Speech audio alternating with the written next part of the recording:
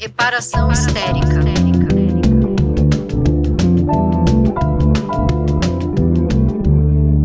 Reparação histérica. Olá, histéricas maravilhosas. Estou aqui com as deusas Mili Lacombe e Manu Cantuária, que está de cabelo curtinho. Gata. Você que nos ouve no Spotify está perdendo essa beleza com o seu corte Chanel. Que corte é esse? Não sei o termo Não é Chanel. Técnico. adequado. É técnico. Mas você que não está me vendo, estará me ouvindo. E vai sentir no tom da minha voz o quanto eu estou insuportável Tá linda, tá com gata meu mesmo. cabelinho mesmo. novo. Meu bebê. Tá mesmo. muito bonita. Bom, vamos lembrar os nossos queridos Hysterickers para que eles se inscrevam neste canal. Comentem este programa, mandem seus temas, sugestões de temas para o próximo. E o tema de hoje, a Mili trouxe 2 temas e eu falei, por que não juntá-los? E eles são muito bons. A Mili falou sobre a ejaculação responsável, que eu achei sensacional. Já vejo esse nome, pá, no programa. E falou sobre quando que o cara é legal para estar com as minas na luta feminista, né? Como que a gente traz esse cara para perto e como que a gente perdoa o cara que não era legal, mas está querendo desesperadamente ser legal. E falei, vamos juntar esses 2 temas. Gostei demais. Manu sorriu e mandou corações no grupo, então estamos aqui com esses 2 temas muito bons sugeridos por Mili. Então, Manu, vamos começar com Mili já, né? Chegando aí já pro... Pelo amor de Deus, cara. Já vem... Ara Fala essa aí. terra aí pra gente, Mili, que eu quero Já te ouvir. chega falando dessa ejaculação responsável aí, que eu achei isso bom demais, esse nome. Oi, gatas. Primeiro, assim, foi a lésbica que trouxe o tema da ejaculação para o programa. Você vê como a gente, né, está afinada. Sim. Então, oi, todo mundo que está aqui com a gente. Pois é, cara, eu li um livro que se chama Responsabilidade Ejaculatória. Acho que é essa a tradução. Ejaculate Responsibility. Não, ejacule responsavelmente. Aqui, ó, gente. Ejacule responsavelmente, é isso. Ejacular responsavelmente, enfim. Está traduzido. Eu li em inglês, porque eu não sabia que estava traduzido, mas está traduzido. Basicamente, o que ela diz é o seguinte, ela fala isso com todas as letras e banca o que ela diz. 100% das gravidezes indesejadas são responsabilidade de uma ejaculação irresponsável. E ela banca essa afirmação. E ela fala coisas do tipo, é claro que 2 pessoas estão envolvidas numa gravidez indesejada, mas a mulher não sabe quando ela está ovulando. A gente não tem controle sobre a nossa própria ovulação. E os caras têm 100% de controle sobre a ejaculação. Então, ela começa com esse argumento que eu acho bem básico e a gente não fala sobre isso, né? Outra coisa que ela diz, o óvulo fica fértil 24 horas em um mês. Ele tem 24 horas de fertilidade, o óvulo. O espermatozoide tem 5 dias. Uma vez que ele entra no corpo da mulher, ou num corpo com útero, ele vai passar 5 dias procurando, a função dele é achar o óvulo. Então, mesmo que na conta a gente fale, não estamos ovulando, né, a gente faz lá uma conta genérica, que não tem garantia nenhuma, não é garantia, porque você pode ovular daqui a 4 dias e o filho da mãe vai te achar, entendeu? Vai achar o... Então, tem uma série de coisas que envolvem você prevenir uma gravidez. E todas elas estão focadas no corpo com útero. Que porra é essa, gente? Não há nenhum foco no corpo que ejacula. E todo o foco deveria estar no corpo que ejacula, que é a variável de controle nessa treta toda, não é mesmo? E aí a gente fala assim, mas olha, tem a pílula. Gente, assim, vocês já leram a bula da pílula? Nossa, eu que tenho enxaqueca nunca pude. Não, enxaqueca é o mais AVC, infarte. Esses são uns negócios horrorosos. Então, mas para quem tem enxaqueca, aumenta muito a chance de ter trombose, tudo. Sem falar na história de como a pílula foi criada. É um negócio horroroso. Eu vi outro dia no TikTok, eu acho, uma pessoa perguntando para os homens: você tomaria uma pílula masculina? E eles diziam: claro, se não tivesse efeito colateral, se não perdesse a minha libido, perde. As mulheres perdem a libido. Não, sem contar que tem mulher que depois tenta engravidar e como tomou pílula durante muito tempo, tem um monte de sequela. Isso. E o DIU, aí ela dedica um capítulo inteiro ao DIU, porque assim, quando você vai colocar o DIU, o médico normalmente fala, é só uma picadinha. Não é. Deveria ser feito com anestesia. Dói muito. É a mesma coisa que fala para fazer a vasectomia. É só uma picadinha. Não é. Dói. Só que não tem efeito colateral, entendeu? Você vai ficar inchado 1, 2 dias e acabou. Enfim, cara, ela parece tão óbvio quando a gente fala, né? Mas somos doutrinadas desde que a gente começa a ter uma vida sexual. Vai ao médico, faz teu corre, submete teu corpo ao que você tiver que submeter, e o cara lindão lá, ejaculando como se não houvesse amanhã. É um pouco como é ensinado, pelo menos na minha época, quando eu comecei minha vida sexual, era ensinado assim: o homem sempre vai querer, é a mulher que tem que pôr limites. Lembra um pouco isso, né? Então, o homem tá ali, com o espermatozoide dele, você que tem que pôr limite, e o limite nesse caso é tomar pílula. Eu tive experiências horríveis com pílula, inchei muito, muita espinha, enxaqueca pra caramba, e muito rapidamente parei de tomar quando era novinha. E mais recentemente eu tive uma experiência ruim com o DIU. Também fiquei com a pele ruim, me deu crise de ansiedade pesada, mau humor pesado. Isso. E fiquei super inchada. E no dia que eu fui colocar, me deram um remédio lá que eu não sabia o que era. E aí eu perguntei o que era e a enfermeira falou: é porque na hora que coloca, às vezes a cólica é uma dor que passa rápido, mas ela é bem intensa. E aquele espasmo da dor, tem mulher que às vezes, principalmente vasovagal, que é o meu caso, pode desmaiar. Então eles dão um remédio para você não desmaiar naquela contração mais forte, assim, da cólica. Ou seja, não é um dia normal na vida, não. Né? E essa mulher, a autora do livro, fala que tem mulher que fica sangrando 1 mês depois que coloca o DIU. Tem mulher que fica com 10 dias de dor, que deveria ser feito em um hospital com anestesia, que é uma coisa muito mais complexa do que a medicina tenta falar que é, entendeu? Você sabe, eu vou contar uma história meio terrível. Desculpa, Manu, era a sua vez, mas vou contar aqui que é um parênteses. Eu comecei a sentir 1 semana depois de ter colocado o DIU que ele estava saindo, e é uma dor tipo de contração mesmo. Contração, lembrou a dor de quando a minha filha nascer, dor de contração.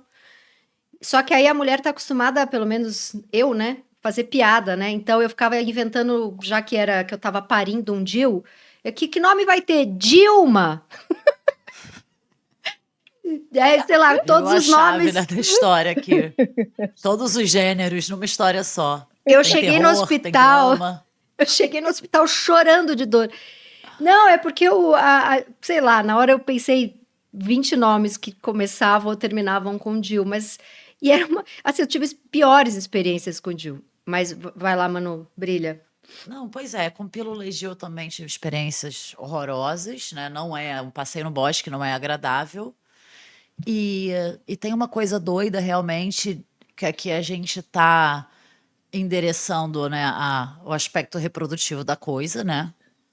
Que eu, por exemplo, durante uma parte da minha juventude, meu pavor maior era a gravidez, né? Porque, caralho, sabe, abortar, mesmo a gente tendo condições, e nem sempre, né, quando eu era mais nova, eu era bem dura, e mesmo com condições, é uma experiência, né, eu ficava meio apavorada com essa ideia, então, mais apavorada ainda.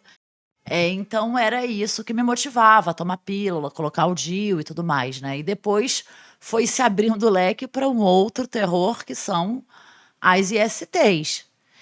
E é muito doido isso, que tanto, né, partindo do cenário que a Mili muito maravilhosamente contextualizou aqui, quanto para essa regra, né, que a Tati pontua, que assim, o cara sempre ele vai se dropar, né? Ele vai de tobogã de frente. E aí é você que tem que falar, peraí, camisinha, peraí. E isso ainda é uma regra. E eu acho que, hoje em dia, eu percebo, isso inclusive pra rapaziada que escuta a gente, tá? Eu tô lá, um date com um cara, o cara lindo, educado, querido, adorável. Quando eu vejo que ele tá, né, chega na hora dos vamos verdes, e ele, vou chamar de, né, quer se jogar no tobogã de peitada. Cara, é tão desmoralizante isso para um cara ver isso acontecer na minha frente, porque parece uma coisa tão sutil. Não é sutil, olha a carga que isso tem. É uma irresponsabilidade, a melhor palavra mesmo é responsabilidade, porque, assim, não é nem só comigo, não, é para com ele. Então, toda vez que você transa com uma mulher, você sai se jogando aí. Que nojo, meu irmão. Que maluquice e que desumanizante também, porque... Você tá falando de não... Eu me do cara que não quer usar a camisinha preservativa de um jeito maneiro. Tá. E assim, tudo bem, eu tenho DIU. Eu tinha lá o meu DIUzinho, meu goleirinho que ficava ali, ó. Tá fazendo um teatrinho aqui pra quem tá ouvindo com o bracinho dele aberto, que ele fica que nem o Jesus Cristinho lá. Nos salvando. Aí, eu tô com DIU, eu tomo pílula, mas nem perguntou, mano. Você nem sabe, né, se eu tô protegido, se você está protegido nesse sentido, porque você também vai estar implicado, porque é uma situação grave para nós dois. Então, essa desconexão, não tem tesão que justifique essa irresponsabilidade. Então, assim, normaliza-se, mas a gente tem que começar a enlouquecer, sabe? De uns tempos pra cá, eu comecei a dar uma enlouquecida. Esse negócio do nojinho, você falou tudo. Sei lá, me dá a impressão que eu cheguei na casa do cara e tinha, sei lá, 5 cuecas sujas jogadas no meio da sala. O cara que vai para um date e não leva camisinha. Acho muito caído. Então, aí é só o momento do programa em que a gente toca o hino lésbico, né? Não, isso aí, olha... Eu sabia que eu ia puxar um assunto aqui que... Ó, eu durmo tranquila de saber que você tá protegida desse malha.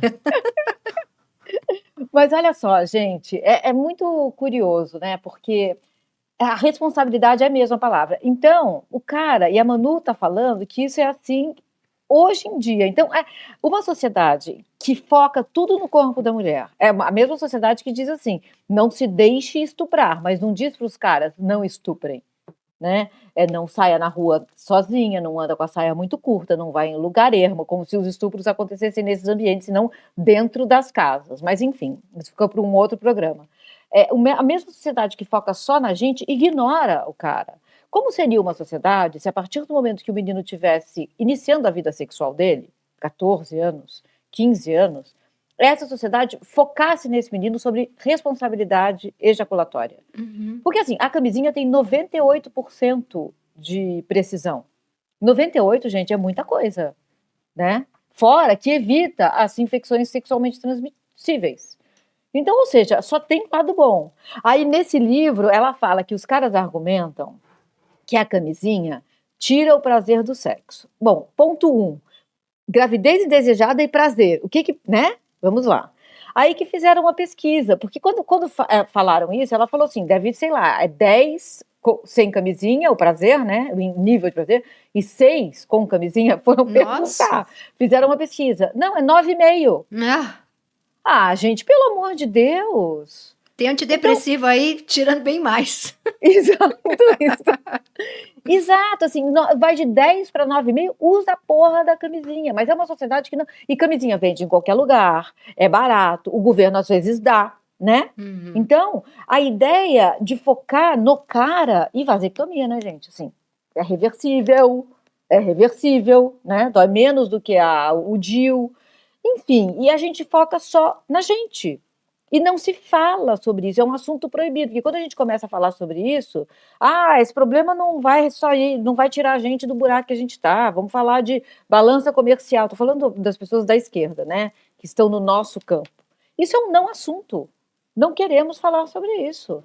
Usa aí, se protege aí, porque é assim que a gente aprendeu, e a gente não para pensar, até que essa santa dessa mulher foi fazer a pesquisa, entendeu? E depois é que eu vi que o livro é um best-seller do New York Times. Tem que ser mesmo. Sim. Manu. Sim. E aí, quando você vê um cara que se preocupa com isso, só falta trombeta. Dorime! É uma coisa assim, meu Deus! Ele, por conta própria, pediu, posso borregar a camisinha. Sabe assim, é o príncipe Eric. E assim, é normal. É a coisa mais normal do mundo. Sim, é o mínimo, né? O famoso mínimo. E eu acho interessante porque é uma preocupação, de novo, né? Consigo uma autopreservação e, consequentemente, uma preservação da outra pessoa. Porque é muito, né? Fora que, assim, na perspectiva das ISTs, o preço para a mulher também é mais alto. Sim. Porque HPV pode dar câncer de colo do útero, que não sei o que nananina. Tipo, e o cara tá lá, passando que nem manteiga no pão, pra lá e pra cá o negócio. Cara, é tão bom falar sério com a Manu, porque é um sério que vem com molho, é muito maravilhoso. Eu lembrei uma vez que eu tava numa farmácia, entrou um cara bonitão assim, alto, um cara grande, e foi comprar camisinha, e ele começou, não tem meu número, ele queria uma extra large. Poxa. E aí ele falou baixinho, assim, falou, não, mas eu queria uma extra large, né? E bem na hora eu tava passando, eu ri. Aí ele olhou pra mim e falou, a César o que é de César. Jamais gostando dele mais antes. A César o que é de César. Aí eu apenas sorri, um beijo aí pra ele, mas tava com a camisinha, tava fazendo seu papel. Mas, eu queria perguntar uma coisa pra vocês. Mili não, que teve essa sorte gigantesca de ser lésbica, mas eu passei um bom tempo na minha vida passando pano para dificuldades penianas. Então, assim, os primeiros dates, tá nervoso, pode ter uma ejaculação precoce. Primeiros dates, tá nervoso, putz, a camisinha mais nervosismo, ele vai broxar. Nossa, eu passei a vida tratando o pênis da pessoa pela qual eu estava interessada como um pequeno, sei lá, um pequeno cachorrinho angustiado pelas mazelas da vida, assim, sabe, um neném, um neném domesticável, porém cheio de angústias em seu coração. E assim, nisso a gente tá correndo risco de engravidar, de pegar doença, mas é isso que eu queria ver com vocês. Porém, o que eu acho quando eu estava ali me aventurando na vida sexual aos 20 e poucos, os meus companheiros sexuais da época, que tinham seus 20 e poucos também, estavam ainda aprendendo algumas coisas, como, por exemplo, não ter ejaculação precoce, porque ela existe, né? Mas aí que eu acho que entra a ejaculação responsável. Sabendo que você ainda não controla, use a camisinha. Porque eu acho que talvez o homem mais maduro tá mais experiente para controlar. E um mais novinho ali, às vezes, tem ejaculação precoce, né?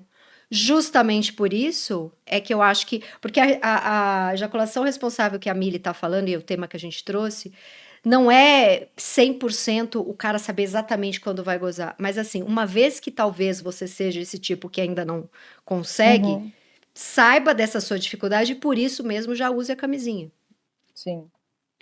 Assim, eu acho que foi no livro da Lígia Diniz, O Homem Não Existe, que tem um comentário muito doido sobre como o homem sustenta toda a dignidade dele num palito, né?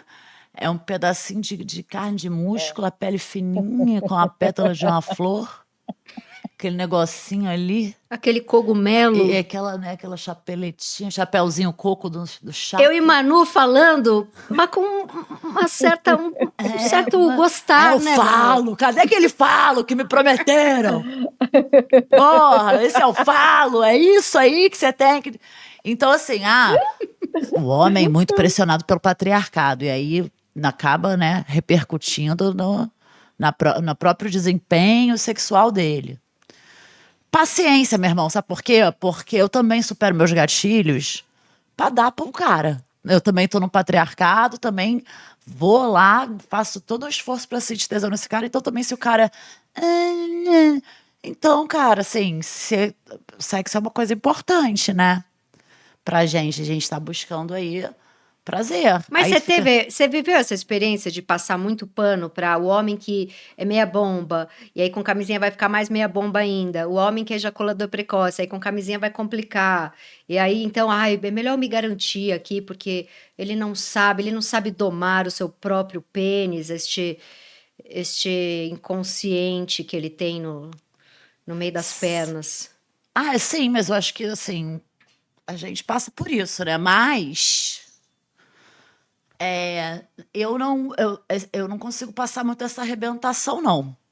Eu tomo um caixote e eu volto pra beira. Tá entendendo? Eu não. Vamos então, porque o afeto é maior. Tipo assim.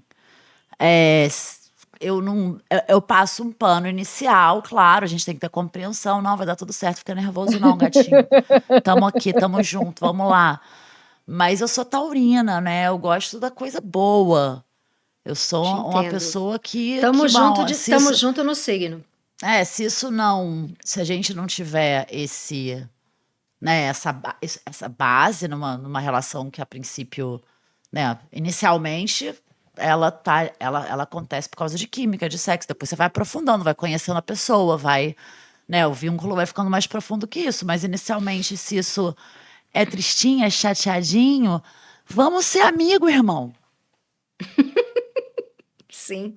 Não, eu ia falar assim, enquanto vocês estavam falando, eu estava pensando assim, quem deveria lutar pela ejaculação responsável são as pessoas que acham são as pessoas que acham que o feto já é um ser humano.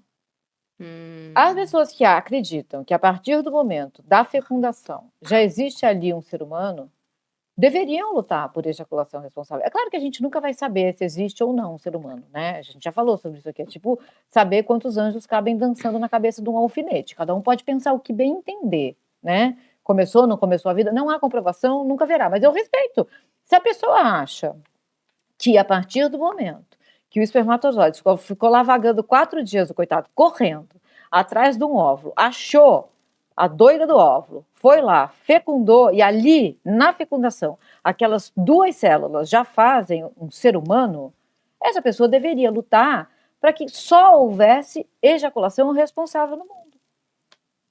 Cara, Sim. agora você falou. Falou tudo. Você sabe que eu tô pensando aqui na minha experiência de relacionamentos e como foi. Dos meus 30 aos dos meus 28, aos meus 38, quando eu engravidei, então 10 anos de vida sexual, sendo que boa parte dele passei casada, mas eu com 28 eu falei, quero ser mãe, tenho dinheiro guardado, eu quero ser mãe, posso ser mãe a qualquer momento. Vai ser mais legal se for dentro de uma relação que é uma relação mais mora junto, casamento, mas eu já tô pronta, eu quero que role. Então, o que eu fazia, e eu sabendo que eu não posso tomar pílula, né? E que a minha experiência com o DIU não foi boa. Que eu já tive 2 experiências, uma há muito tempo atrás e uma mais recente, tentei de novo e não foi bom de novo. E aí eu começava a namorar e eu falava assim: bom, sabemos que depois que tá namorando, tá juntinho, né? E aí? Então vamos fazer os exames, faz os exames, tá todo mundo ali tranquilinho pra transar sem a camisinha, pelo menos é como eu faço. Pode ter gente que fale, você é louca, tem que transar de camisinha até com o marido, tal. Não, eu estou num relacionamento ali bonitinho, em que tudo é conversado e que a gente sabe que tá sem riscos. Tira-se a camisinha, com exames e tudo certo. E aí eu avisava, eu falava, eu não tomo pílula, eu não vou tomar. E se eu engravidar, eu vou ter. Então eu tive esse discurso dos meus 28 até os meus 39, que eu não engravidei. Então, se você não quer, você se vira. Porque se eu engravidar, eu vou ter, e é o meu corpo. Eu vou ter.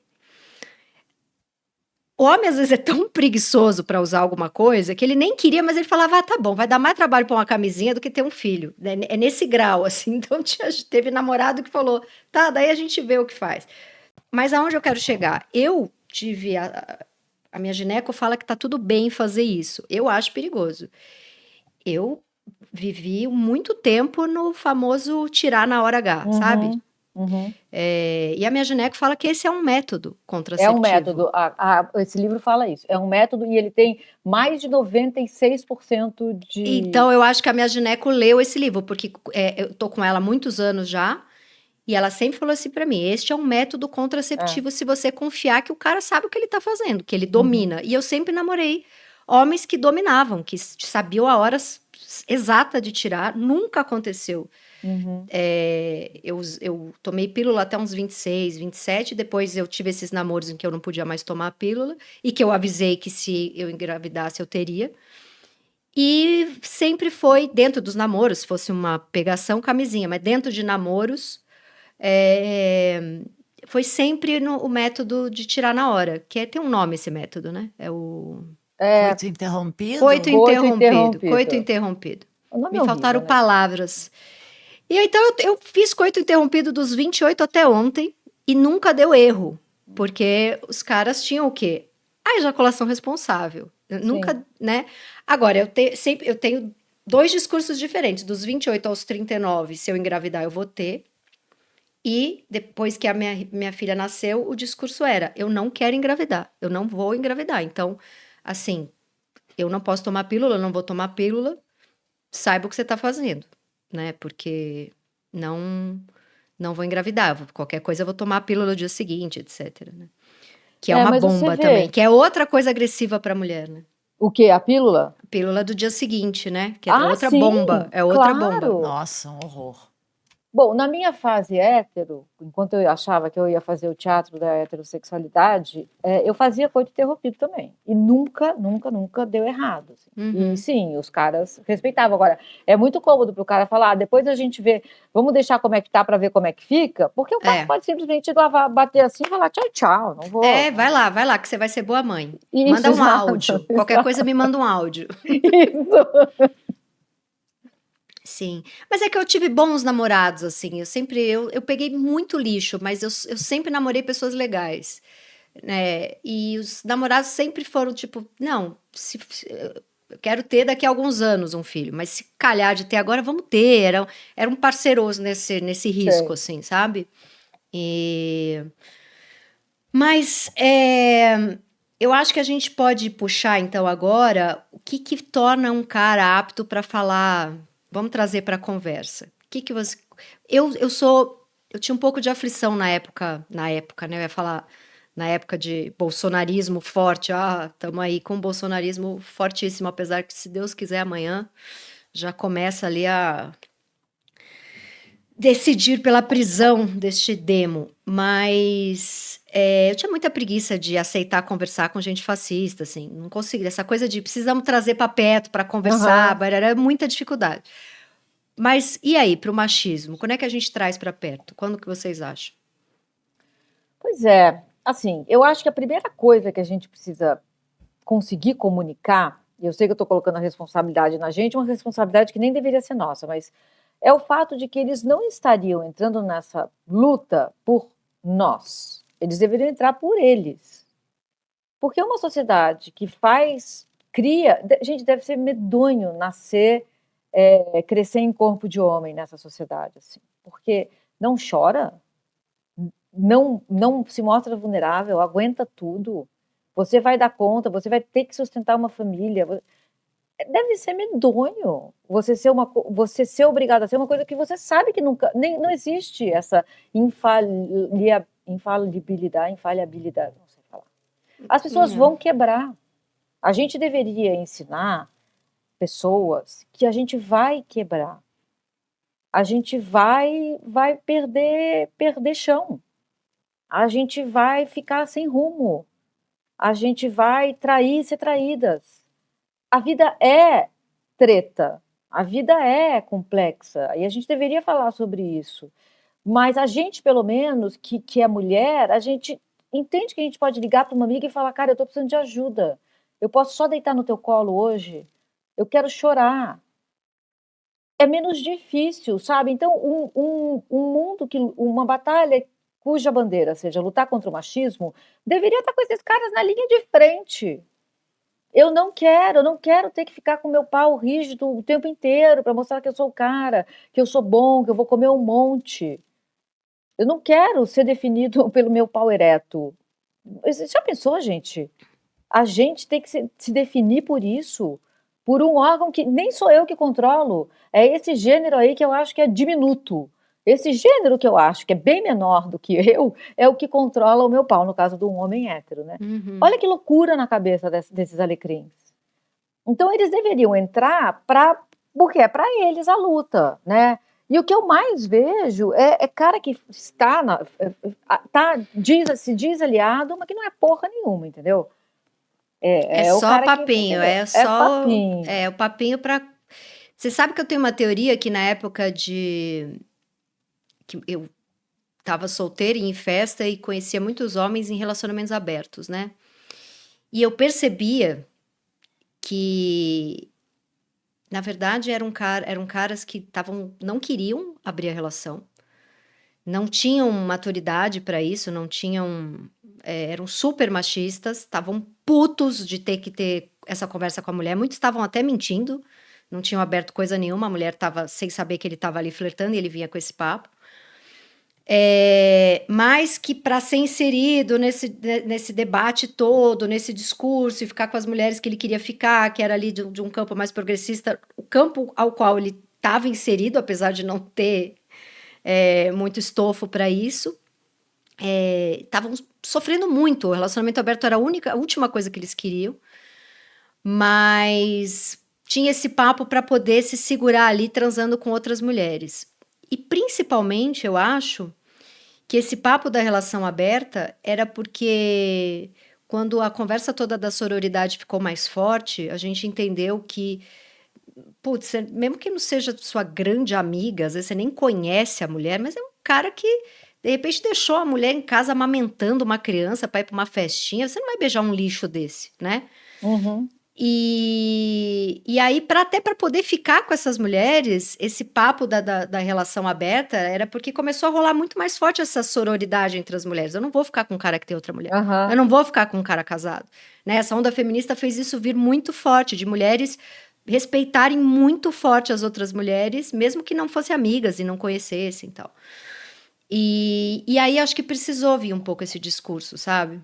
Quando esse tema apareceu lá no grupo, foi muito bom, né? Porque eu botei um print daqueles caras com aquela camisa. Posso ajudar? Como posso ajudar, né? Muito bom. E eu imagino que a gente tem, eu suponho, né, que a gente tem ouvintes. Homens héteros. Sim, né? muitos, E que eu se acho, estão sabia? ouvindo, e se estão ouvindo um podcast que chama Reparação Histérica, eu gosto que a gente está num nível que já, né, pode estar um pouco mais avançado. Sim. E a Mili, para mim, ela pegou. Eu falei, realmente, Mili, olha, joga muita bola, né? Porque ela pegou num ponto que eu vou. Essa história da relação aberta, de se apropriar, né, que a Tati trouxe, é uma coisa um pouco do esquerdomacho, né? Mas os dois assuntos confluem porque o que eu acho bem bonito de observar nos meus amigos que, né, estão mais comprometidos com esse assunto é quando isso não vem desse lugar moralista, né, e até meio hipócrita de vou salvar as mulheres, vou ajudar as mulheres, porque eu tenho mãe, eu tenho irmã, eu tenho filha, como se fosse um dever, uma obrigação, uma coisa meio heróica, né? Embora seja uma obrigação, mas não é só isso. Então, é realmente um sinal para mim muito determinante, né, de que o cara entendeu o tamanho do buraco, que é quando ele compra essa briga por ele mesmo, né? Percebendo como isso afeta a relação dele, não só com as mulheres, mas com o mundo, né? E com ele também, com ele próprio, com a identidade dele, né? Com o corpo dele, E aí eu sinto que é mais genuíno, realmente. Aí eu sinto que a parada tá rolando a Vera, que não é esse esquerdomacho hipócrita, que é, ai, não, entendeu? Porque a gente parte também de uma regra básica que para você ajudar uma pessoa, você tem que se ajudar primeiro, que é a história lá da máscara do avião. Sim, Né? sim. Primeiro tu põe a máscara em você, depois você tem condição de salvar alguém que é mais vulnerável que você. E essa ideia de que as mulheres precisam ser salvas, ela é a premissa básica do pensamento patriarcal. Sim. Então precisamos proteger as mulheres, porque elas são incapazes, são frágeis. Daí proteger vira sinônimo de controlar, né? É o pensamento do colonizador também. Precisamos salvar este povo ignorante. Enfim, é a historinha que o opressor precisa contar para ele mesmo, né? Perdão. Para conseguir dormir à noite, né? Sem peso na consciência. Quem protege obriga, né, Manu? Exatamente. E aí, quando eu digo que uma mulher não precisa ser salva por um homem, isso também não significa, né, que ele precisa se eximir ou que ele não tenha que se responsabilizar e se implicar, né? Tem uma linha tênue aqui mesmo, né? Por isso que o papo é mais avançado. E aí eu tenho um conselho avançado também, tá? Não é para todos. Tem que reconhecer que fase do Mario Boys você tá? Que eu tô falando com a rapaziada que já passou do intermediário, tá? Já avançadinho na pauta. Então, assim, eu tenho esses amigos que eles estão bem conscientes inclusive de que a visão deles ainda é um pouco turva por essas construções sociais, né? Então eles sabem que o machismo é uma coisa muito entranhada neles, em todo mundo, que não é assim também. Mas daí eu já vi algumas situações em que rolou, em que eles vêm falar assim, isso rolou nesse fim de semana, inclusive. Porque rolou uma situação tal e qual que não teve a ver com machismo, e eu fiquei refém, porque se eu me posicionasse, a menina me acusar que eu estava sendo machista com ela, e não tinha nada a ver com isso. Aí eu fiquei vendido, não falei nada, mas claramente esse cara estava remoendo aquilo, né? Sim. E aí eu respondi para ele o seguinte: cara, é fundamental realmente que você avalie se esse embate, esse conflito aí, de fato tem essa camada, porque geralmente tem mesmo, né? Tem que se observar, não tem muito jeito. Agora, se não tem mesmo essa camada, você tem que saber se colocar, você tem que devolver essa discussão ao campo para o qual ela pertence. Porque quando você diz que você ficou refém, você está vilanizando essa mina, você está vilanizando o feminismo. Ou o contrário, que rola. Se vitimizando. Exatamente. Ou o contrário, né? Que rola muito também quando você diz que não agiu da forma que você consideraria correta, porque ia engatilhar a mina, porque ia ficar parecendo que era machismo. Aí você tá fragilizando essa mina, você tá vitimizando ela, né? Você tá vendo ela como sua refém. Perfeito. E vitimizar uma mulher é colocar essa mulher num nível abaixo do teu. Você não tá tratando ela de igual para igual. Isso é desumanizante pra cacete. Então é melhor você se colocar, se articular, tá com carinho por você mesmo e por ela, dizer, olha, eu entendo seu ponto de vista, mas não foi isso que aconteceu, vamos lá.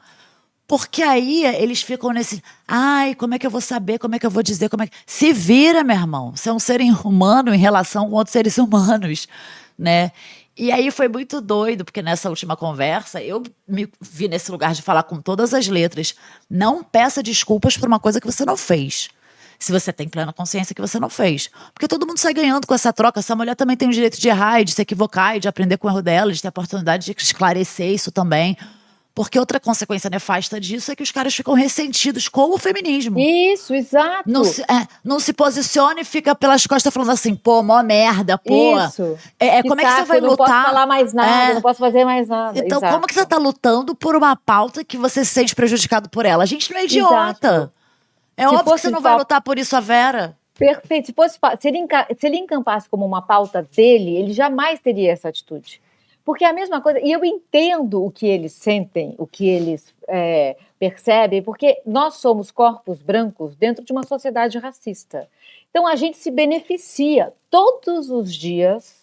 Um corpo branco sai de casa com muitos benefícios de viver numa sociedade racista, mesmo que eu levante a mãozinha e diga, eu não sou racista. Mas eu nem posso falar isso. Eu nem me sinto confortável para falar isso, porque eu fui criada para ser.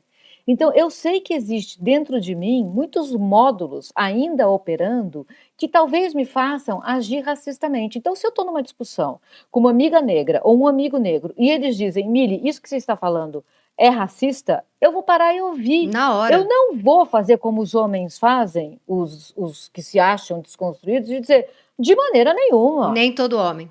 Nem todo homem. Não foi isso que eu fiz, não foi isso que eu quis dizer. Porque quando vem essa colocação, provavelmente você está sendo sim. Uhum. E é preciso parar e olhar para o espelho e ver quais são os preconceitos que estão sendo articulados dentro de você, porque eles estão ali vivos, eles podem ser colocados em operação a qualquer momento. Um homem que diz, tá bom, vai gente, então agora não pode nem mais flertar, esse cara está infectado de machismo. Ele sabe exatamente o que é possível fazer e o que não é do jogo. Ele sabe exatamente quando ele foi lá transar com a mulher e não levou camisinha e obrigou ela a se colocar. Gente, isso é machismo. Isso é machismo. Obrigar uma mulher a chamar a atenção da sua ejaculação irresponsável, você já está colocando ela num outro lugar dentro do sexo. Não é para ser assim, é para levar a porra da camisinha. Sim. Não é nem para perguntar, entendeu? Então é cheio de camadas, assim. Eu fico muito, eu fico muito desestimulada quando eu vejo alguém que parecia que está no nosso campo e aí faz dessas, sabe? Não, é só porque de boa intenção o inferno tá cheio, né? Tá cheio. Então, às vezes, tem uns pontos cegos aí que a gente, às vezes, pode tentar reverter, como essa conversa que eu tive, né? Foi uma tentativa e tal, que trouxe... Agora também, ficou até mais claro para mim a gravidade da coisa. Né, do jeitinho que eu estava falando, né? Quando a gente teve essa conversa. Mas é isso. Eu lembrei de algumas histórias, vocês foram falando, eu lembrei de um cara que eu saí durante uma época que ele gostava muito de falar. Quando eu fiquei grávido, cara, isso me irritava tanto. Na minha gravidez, ele falando, né? E eu falava, quem ficou grávida foi a sua mulher, a sua ex-mulher, né? Ele tinha um filho. E ele teve foi casado por 5 anos com uma mulher que foi a mãe do filho dele. E ele falava, na época que a gente estava grávido, quando eu fiquei grávido, ele falava muito da gravidez dele. E aquilo me irritava muito. E eu falava, você não ficou grávido. Como assim? Eu massageava o pé dela quando ela estava grávida. E ainda ele falava, desculpa se eu não sei como é que foi seu casamento quando você ficou grávida, se você realmente teve um parceiro. Eu era muito parceiro, então eu também estava grávido. Eu massageava o pé dela. Eu segurava a cabeça dela quando ela vomitava. Eu estava com ela na hora do parto. Eu falei, mas perceba, ela vomitava, você segurava a cabeça. Ela inchava, você massageava o pé. Ela paria, você segurava a mão dela. Aquilo me irritou. Eu queria até perguntar para vocês, eu tô certa de ter me irritado muito? De um cara falar que ficou grávido quando eu fiquei grávido? Vai se ferrar. Me dava a impressão assim, eles querem ter tudo. Até o útero eles querem ter, até parir eles querem parir, é tudo do cara agora. E acho que a coisa não foi pra frente, porque aí eu comecei a brigar muito com ele, com essa coisa dele, quando eu fiquei grávido. E uma hora ele falou assim pra mim, eu às vezes sinto que em vez de você estar conversando comigo, você tá no saia justa e quer aparecer. Parece que ligou uma câmera na sua cara e você foi chamada... Primeiro que o saia justa, vários episódios não tem nada a ver com feminismo, mas... na cabeça dele lá, mas na cabeça dele eu estava querendo aparecer. Tem câmeras aqui? É o saia justa, ele falava, ou a gente está jantando. Então tinha esse daí do grávido, né? E teve uma outra conversa que a gente teve também, quando eu falei para ele, fazia parte daquela época em que eu dizia, se eu engravidar eu vou ter, né? E eu falei para ele, olha, vamos tentar aí o coito interrompido, mas saiba que se eu engravidar eu terei, né? E ele falou, não, isso é uma coisa conversada entre nós. Eu falei, como assim? Ele falou, não, essa coisa de que mulher acha que ela que decide se vai ter o filho ou não, eu sou um cara, eu respeito o feminismo, eu tô junto, mas você não acha que ter um filho é uma decisão a dois? Então, por favor, gostaria de ouvir você. Olha só, isso é maravilhoso, porque assim, se você fala para ele, se eu engravidar eu vou ter, é uma não discussão se ele não quer ter. Ele fala, ok. E usa a porra da camisinha ou vai fazer a porra da vasectomia. E acabou. Uhum. Acabou aí? Acabou. Não tem discussão. Tá bom. Essa é a tua. Você está falando o teu. Se eu engravidar, eu vou ter. Tá bom, Tati. Tudo bem. Eu vou tomar meus cuidados porque eu não estou pronto para ter. Acabou. É Sim. ele que tem o controle, se você vai ter ou não. O controle é dele, 100% dele. Aí é que tá. Ensinam a gente que o controle é nosso. O controle não é nosso. Porque se você fala, se eu engravidar eu vou ter, se você realmente quiser ter, você ia engravidar. Se você tem o controle. Se é o óvulo que vai atrás do espermatozoide, você vai engravidar na hora que você quiser. A gente pode ter uma gravidez a cada 9 meses. Os caras podem ter 10 por dia. Eles podem engravidar 10 mulheres por dia. 1000 mulheres por mês. Que porra é essa? É pra eles. O foco é neles. E outra coisa, a única situação em que eu não ficaria muito, muito de bode de alguém falar pra mim, estou grávido, é se fosse um homem trans. Exato! Obrigada, exato!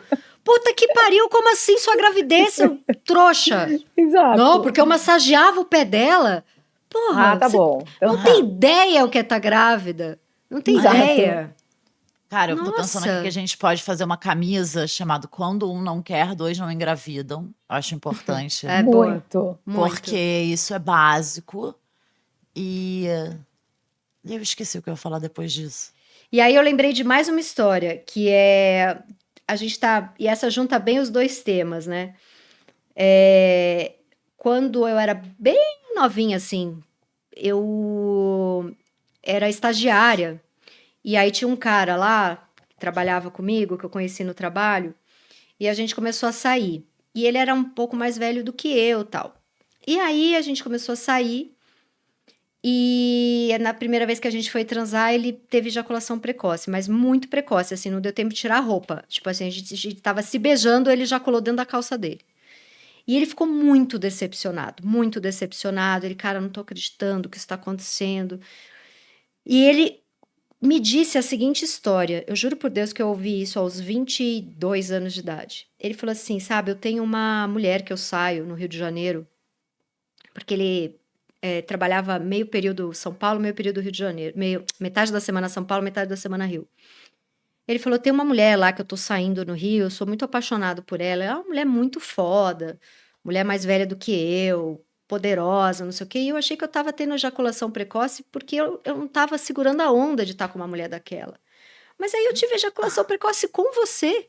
Então o problema sou eu. Que isso, gente? Juro, calma, juro gente, por Deus. Vamos todos ficar calmas. Juro por Deus. O que tá acontecendo? Ele quis me contar, porque assim, ele ficou tão inconformado quando ele teve ejaculação. Eu falei, tudo bem, tudo bem. Ele falou, não tá tudo bem. Assim, ele basicamente o que ele me disse foi, você é uma menina novinha, estagiária. Eu achei que com você eu ia poder performar, que eu não ia ficar assustado. Porque a mulher lá que eu tô pegando no Rio, essa sim me assusta. Não é sobre assustar, é sobre você ter um problema que você tem que ir no médico, né? Meu Deus. Não, ele quis só te diminuir, porque ele, como ele... Ele tava com vergonha, né? Exatamente, ele precisou te diminuir. Agora, tem uma coisa maravilhosa, que depois eu encontrei essa mulher, conheci essa mulher, e a gente saiu para almoçar, e a gente ficou o almoço inteiro falando, é aquele babaca, ejaculador precoce! Mas sabe uma coisa que eu fiquei pensando, chovendo no começo da história, antes dela degringolar completamente, é que você fala, ele teve lá a ejaculação precoce, e foi muito rápido, foi na roupa e tal, e aí ele ficou muito decepcionado, e aí eu fiquei pensando, cara, isso também me enlouquece, que meu irmão, você existe na Terra e você já teve esse problema outras vezes, não satisfeito, tá, você ainda faz um drama, você ainda... Exato, ainda vem encher o saco com seus pesos você tem que resolver na terapia. Exato. Né? Exato. Você não tem que ficar elaborando isso, tem que falar, sabe, assim, é muito doido também quando a gente se relaciona com esses caras que têm alguma disfunção sexual de alguma natureza, e assim, não bastasse a disfunção, eles lidam muito mal com isso. Muito e aí, você ainda tem que ficar, não, pera, tá tudo bem. E assim, vá pro seu urologista de preferência, vá para sua terapeuta. O gerenciamento emocional é seu, né? Lida o cara com que tá isso. com problema... Agora, eu tenho que falar o seguinte, eu sempre amei a ejaculação precoce, porque eu não tinha que fazer nada, entendeu? Acabou. Putz! Ai, vai se limpar aí, acabou, vou embora daqui logo. Ô, Manu, você tava... Só eu lembrei de uma coisinha que a Manu falou que esqueceu que ela ia falar. E a Alicia Klein, que é a minha amiga lá do UOL, né? Ela tem um filho de 6 anos, o Caetano, o Kaká, e ele outro dia falou pra ela, eles estavam conversando, ele falou, te amo. Ele fica falando te amo toda hora pra ela, mamãe te amo, mamãe te amo. Que lindo. Ela falou, meu filho, eu adoro quando você fala isso. E ele falou, eu falo muito, porque quando eu esqueço o que eu vou falar, eu sempre falo eu te amo no lugar. Ai, que fofura, meu Deus. Vamos aderir! Vamos aderir! Vamos aderir. Muito bom, Bonitinho. Amei. Muito bonitinho. Eu também, eu acho que mais nova, assim, quando pegava esses caras que não sabem transar, que é bate-estaca, as coisas que a gente passa na vida, né? Até amadurecer e não dá nem 3 minutos de chance para passar por isso. Mas eu ficava torcendo para ir logo, para ter uma ejaculação precoce. É horrível falar isso, mas eu já passei por isso de, sei lá, porque tem tanta coisa gostosa, o bate-estaca não é a parte gostosa, e se o cara só sabia fazer isso, eu pensava, pelo amor de Deus, que pelo menos seja um ejaculador precoce. Que triste lembrar disso, né? Que coisa triste. É uma realidade muito dura. E para os feministas de plantão também, acho que esse lugar também de quando você vai transar com um cara e você percebe que ele não está preocupado com o seu prazer. Eu ia falar isso agora. Isso total. É o fim da aventura humana na Terra. Uma vez eu fui num mês que o cara, assim, perfeição da natureza, mais de uma educação, mais de uma atenção, né? Gato. Gato. Eu falei, beleza. Na hora do Vamos Verdes, cara, parecia que eu tava ali só de boneca inflável na situação. E eu até enderecei isso para ele depois, porque eu sumi na neblina, ele perguntou por quê. Eu falei, eu vou falar por quê, então. Claro, já que você é um cara aparentemente muito já legal. Já que você tá perguntando. Eu vou te dar um feedback, porque foi estranhíssimo. E foi assim, parecia que era um outro cara, né? Assim, não tava nem condizente. Desconectado. Assim. Então, isso é você humanizar, né? Isso é você se humanizar, assim, num momento de conexão íntima, mesmo que seja sexo casual. E o que ele falou, Manu? Ele me achou muito maneira, muito gente boa. Agradeceu. Pelo feedback. E ficou insistindo pra gente sair de novo. E eu achei melhor não, porque eu falei, nossa, esse cara vai me chupar tanto que a maxilar, a mandíbula dele vai cair, a minha... sabe, vai descolar também. Eu falei, ele vai se esforçar tanto pra provar que ele não é. É isso que eu falei, eu eduquei ele pra ir pra frente. Vai pra próxima. Eu lembrei de mais 2 histórias. Uma história boa e uma história ruim. Mas nas 2 tinham expectativas que foram frustradas. Então tinha um cara que várias amigas falaram, meu Deus, esse cara, ele tem uma cara de mandar bem, olha o charme dele, meu Deus, e ficava uma coisa assim, e aí eu uma vez saí com o cara, e aí, enfim, tava lá, ficou com o seu pênis funcionando, era um pênis funcional, né, mas não foi nada demais assim, eu não consegui ter um orgasmo. E ele, nossa, que sexo maravilhoso lá, não sei o quê. Eu fiz, né, aquela carinha de bacana, né? Ele falou, olha, já vou te falando, entendeu? Eu sei que você é cronista aí, antes que você faça uma crônica aí falando que não gozou, não sei o quê, eu já vou logo te falando o seguinte, eu tenho uma teoria, e muita amiga minha feminista concorda, puta merda, que quem tem que batalhar pelo prazer é a própria pessoa. Então, assim, eu tava aqui de pau duro, você tinha que ter batalhado pelo teu orgasmo. Porque eu tava aqui, eu podia ficar 2 horas de pau duro se você quisesse. Vai lá e batalha pelo teu orgasmo. Você tem que saber os seus pontinhos, você tem que saber o que é bom. Eu tava aqui, entendeu? Tipo, use meu corpo para o seu prazer. Aí eu falei pra ele, quem faz isso é homem. Que usa o corpo do outro para o seu próprio prazer. Isso quem faz é homem, a mulher não usa o corpo. Pra isso, pega um vibrador e Exatamente. Mas aí tem a outra história que foi frustrante, mas acabou sendo muito boa. Eu tinha um amigo, enfim, e a gente tinha uma coisa de um flerte, mas ele estava sempre com alguém, eu também estava sempre com alguém. Aí uma vez a gente se encontrou numa festa e ninguém estava com ninguém, os 2 solteiros. E a gente ficou muito feliz, porque era aquela coisa assim, há anos, meio se paquerando, quem sabe um dia, tal. Então tinha muita expectativa, assim, de que fosse legal, né? E aí ele broxou. E aí ele, puta, não sei o que, aí ele ficou insistindo no dia seguinte, vamos tentar de novo, eu não acredito, eu fiquei anos esperando e na hora eu fiquei nervoso e tal.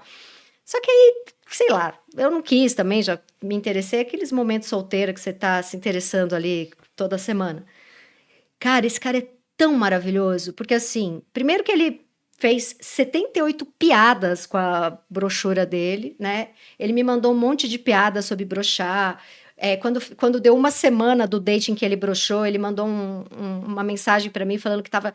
Ele falou: Eu tô chegando aí na sua casa. Você prefere que eu leve flores ou um saco de sangue pra eu não brochar? Tipo, ele fez piadas assim que foram. Ele se sacaneou muito, o que eu acho que. Um homem que se sacaneia é o verdadeiro pau duro. É mais pau duro do que pau duro. Sim. Eu falei pra ele, cara, assim, o tanto de piada que você tá fazendo com você mesmo é mais pau duro do que pau duro. Quando fez 10 anos que ele broxou, ele me ligou de manhã pra falar: Ei, parabéns, hoje faz 10 anos que eu brochei. Eu falei: Como é que você sabe? Ele falou: que é 3 dias depois do aniversário da minha mãe. E ela tinha feito 60, agora ela fez 70. Eu nunca esqueci. Ele brochei 3 dias depois do aniversário de 60 da minha mãe. E aí é isso, ele faz piada, muita piada com o fato dele ter brochado. Então eu acho lindo. isso. É lindo. Isso. Esse é o pau duro, lindo. gente. Esse Porque é o falo. Ainda assim é uma experiência prazerosa para todos os envolvidos. Exato. A sensação que dá é que se o cara broxou, deprimiu, todo mundo vai sofrer aqui agora. Entendeu? Exato. Isso é sabe, agora a baixa astralizou. Fomos pro outro extremo, no prazer aqui no. Achei bem bonitinho. Não, esse foi muito bom. Vocês conhecem um poeminha que chama Adoro Pau Mole? Sim, da Maria. Cara, Maria Rezende. É a Ode ao Pau Mole. É maravilhoso. É legal. É muito legal. Então vamos para as dicas. Mili, o que trazes de dicas? Então, a minha vai ser esse livro maravilhoso da Gabrielle Blair, Ejaculação Responsável. Muito bom. Eu li em inglês, mas tem em português também, e é um best-seller do New York Times. Leiam, espalhem. É isso. Muito bom. Você, Manuzinha? Cara, eu vi um filme recentemente, na minha pesquisa eu tava crente que ia ser uma mocinha frágil, que eu ia falar, haha, e eu achei muito interessante, se chama A Herdeira, ou É Tarde Demais, é um filme de 1950, e é muito, me lembrou da nossa discussão aqui, porque ela é uma mulher que é uma herdeira de muita grana, e ela não é exatamente linda, não tem muitos atributos, e um cara muito tipo deus grego, e legal, e educado, e atencioso, começa a cortejá-la. E aí, no filme, a gente fica ao longo de todo o filme pensando, cara, esse cara é o maior feminista do mundo, ou tipo, ele é um golpista do pior possível, assim, não pode ser um meio termo. E aí eu achei, basicamente, que ia ser mais daqueles filmes em que a mocinha é enganada, é uma grande conspiração contra ela, uma coisa meio Bebê de Rosemary e tal. E eu não posso dar spoiler do final, né, se vocês assistirem. Sim. Mas cara, eu adorei esse filme. Aonde ver? Agora que são elas. A Herdeira tem que procurar Tarde Demais. Agora que são elas é um outro filme. Você tá dando Não, Agora que são elas é outro filme. É do William Wyler e eu não sei aonde, porque eu assino um monte dessas plataformas para ver, às vezes, uns filmes mais antigos. Aí a assinatura dentro William Wyler? William Wyler. Cara, menininha danada. Tem cara de MUBI, hein, Manu? Cara, pode ter no MUBI, sim. Amazon. Veio aqui um lampejo no meu ponto aqui, ó. Tá na Amazon. Bom, vou dar minha dica. Eu tenho 3 dicas, olha lá. Cheguei chegando com minhas dicas. A primeira dica eu li nesse fim de semana o livro novo da Bianca Santana, As Memórias da Avó dela. O livro chama Apolinária. E aí ela alterna, ela fala na voz dela e ela fala na voz da avó. A Bianca é maravilhosa. Maravilhosa. Tudo. Super bonito. A outra dica é a série Máscaras de Oxigênio Não Cairão Automaticamente, que está na HBO Max. Série escrita por Patrícia Corso, deusa das minhas best friends. Ela escreveu junto com o Leonardo, que é incrível também, 2 puta roteirista. 2 puta roteirista. E eu comecei a ler o Coisa de Rico, do Alcoforado, e tô adorando. Também muito incrível, assim. Ele é antropólogo e ele se infiltrou nos ricos para poder escrever do que são feitos. E é um livro que tá bombando, assim, e que tem tudo a ver com o meu livro. Sim, né? sim, Então, assim, tem você uma... que vai comprar o Alcoforado, compre também Tati Compre Bernardi, também um livro maravilhoso chamado A Boba da A Boba da Corte. Corte. É isso, né, meu povo? É isso, Brasil. Foi? Então, Foi. vocês... Manu, ainda estamos aceitando para o seu curso? Estamos aqui nas últimas semanas, na reta final, nas últimas vagas, então corram. Corram. Porque as aulas começam na semana que vem. Estou, inclusive, muito animada. Vulneráveis E muito obrigada, venceremos. amiga, por ter me vendido. Te amo. E Como é que eu diga não o sei o que nome. falar? Quando... Vulneráveis Diga o nome. venceremos. Vulneráveis venceremos, gente. E o seu curso, Mili?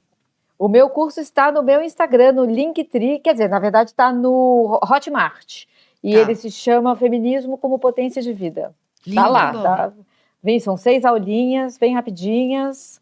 E Vai, você que clica lá. está no Rio de Janeiro, compre Alma Talks para ver Christian Dunker Pô, caramba! ao meu lado, a gente Cara. fazendo o Desculpa o Transtorno ali No no teatro, gente. dia 9 de outubro, Ao Alma vivaço. Talks. Então é isso. Então você, por favor, se inscreva neste canal, comente, indique para amigos, mande temas para as próximas semanas. Isso. E até programa que vem. E Até conta lá, aqui nos gente. comentários casos de ejaculação precoce, Isso. casos de... É isso aí. Conte em apenas 2 palavras, no caso de ejaculação precoce. Valeu, gente. Tchau. Até semana que vem. Tchau, Valeu, gente. turma. Valeu, valeu. Reparação histérica.